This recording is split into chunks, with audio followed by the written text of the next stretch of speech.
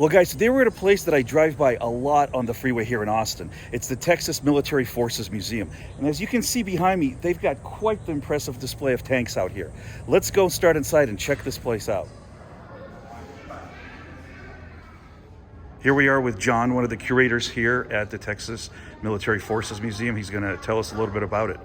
Well, the Texas Military Forces Museum is the history of the Texas National Guard, and or other military forces that have been created in Texas, starting from the time the militia was authorized by Spain to be formed in the Texas area in the early 1800s, okay, up to contemporary operations in the Middle East. Oh, wow.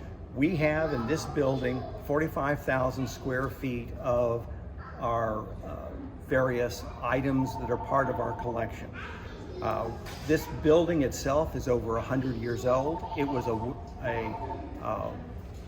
built just prior to World War I to service the troops that were headed to Europe as part of the 36th Infantry Division who had been activated. This was a mess hall at that time. Oh, interesting. So it has seen many functions over the years. Now it's the Texas Military Forces Museum. Well, guys, that was a really wonderful introduction by John, one of the curators here, about this museum. And I'm really excited to just walk around and take a look at all the wonderful stuff they have in here. I think history is very important, and we're not here to glorify war or anything like that, but I think it's important to know your history and know the history of conflicts. Here we get a really nice lineup of some early Jeeps. Well, this is something I didn't really expect to see in here, although it makes sense. This is a 1971 Ford Custom 500, I believe. I don't think it's a Galaxy, but basically this vehicle was built custom by Ford in 1971, and it served as a staff car for the Adjutant General of Texas from 1971 until 1987. Here is a Kiowa light helicopter, and it was deployed in 1969 to Vietnam. Here we've got a really cool M135 truck. These were made, I think, from the early 50s into the 70s, and maybe even longer, but they were heavily used in Korea and Vietnam. It's mainly a troop transport truck, but obviously could be configured for other uses as well. There's some really cool stuff in here, guys, but check out what I just found. This is really funny. This is an F-84 Sabre, which is contemporary to the MiG-17 that I found in Round Top a few weeks ago. I'll link that video down below. But just look at this thing. It's just super interesting to find the enemy of the Russian MiG that I just found a few weeks ago here in this museum. Korean War era, 1952, 1954. Very cool. Any of you guys that are fans of the TV show MASH will definitely recognize the ambulance behind me and the helicopter. Both of these are early 1950s Korea era vehicles from that conflict. We got this really gorgeous 1940s fire truck. I am totally digging this BSA. This is just a really gorgeous bike. And these bikes were used 1937 to 1945. It's really not a bike that was very popular to soldiers because a lot of them described it as a plotter because of its slow speed. Personally, I think this is one of the coolest German military vehicles. This is the SD KFZ. These were built from, I believe, 1939 to 1945, as the sign says. And basically, during the Blitzkrieg, the Germans were using as fast advancement, they learned their lessons from prior wars and decided that they needed something that could accompany tanks, because tanks on their own were very vulnerable. So you ended up having these half tracks that they used to transport troops. They were much quicker and much more maneuverable than tanks of the time. And as you can see, still heavily armored. And right next to the half track is the German Yacht Panzer. Hopefully I'm pronouncing that right. It was introduced late in World War II. And as you can see right in front of it, we've got these Hedgehog anti-tank obstacles. These things definitely look pretty gnarly.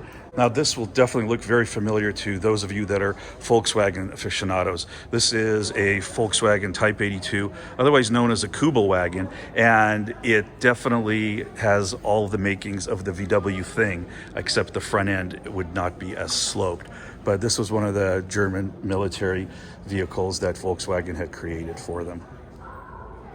This is the M4 half-track, and this would be the contemporary to the German half-track that I just showed you a few minutes ago.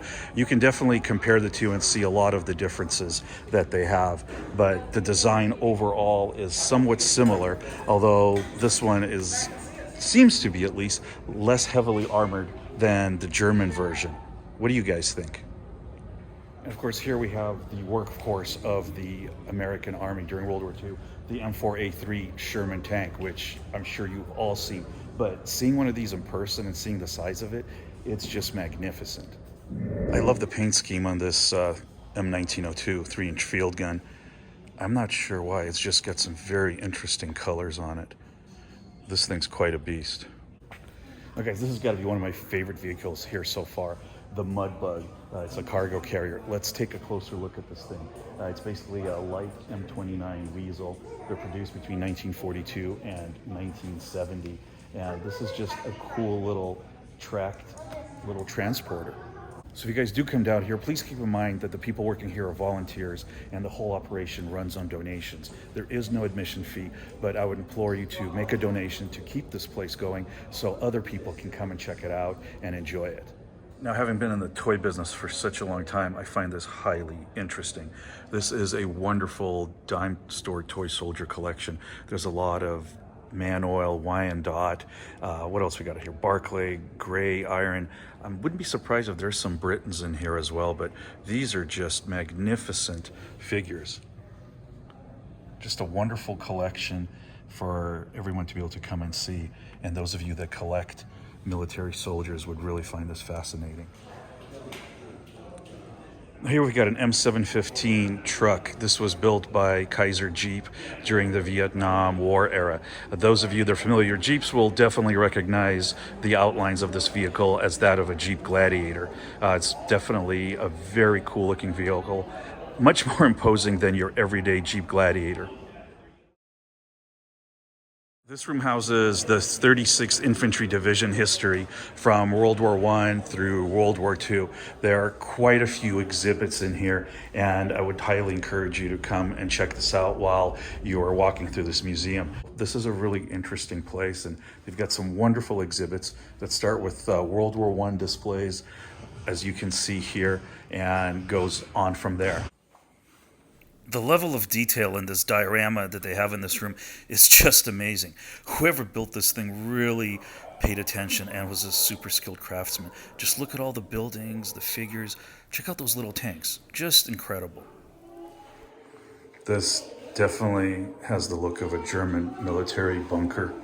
And there's a whole nother section that's dedicated to the early history of Texas, as well as all the military things from that time frame, Texan Revolution. And they've got an amazing display here of the Alamo. I mean, this thing is just absolutely amazing. So I would highly encourage you to take a walk through this room as well, so you can see all of the things that they have in here. And there's a whole nother room here dedicated to 9/11 and the war in Iraq and Afghanistan. Hey, look what I found, an F-16 cockpit trainer. And we can climb in. Oh, this should be interesting. Let's give this a try. Not sure if I'll even fit into this thing. Holy smokes. Yeah, this is... I'm a big boy in here. This is a tight fit. You know, on second thought, it's actually not that bad in here. Can't close the cockpit. I'm sure it would feel a lot tighter. But this would be a hoot. Who wouldn't love to go fly in an F-16 as a passenger, any kind of military plane? That would just be amazing. Okay, well, that was super interesting inside. Now we're outside. Let's check out the armor row here. There's some amazing stuff behind me. Now, guys, I'm not a military vehicle expert or a military history buff. I'm not going to try to pretend that I know much about these vehicles out here. I have some light general knowledge, but basically we've got a whole row of tanks and other armor that's lined up chronologically by the years of manufacture time. We've got a military Humvee over here, obviously. And now we come to the APCs, which are the armored personnel carriers. And these things are just like giant bricks. They're very imposing. And just look at the thickness of this boy. It's a thick boy.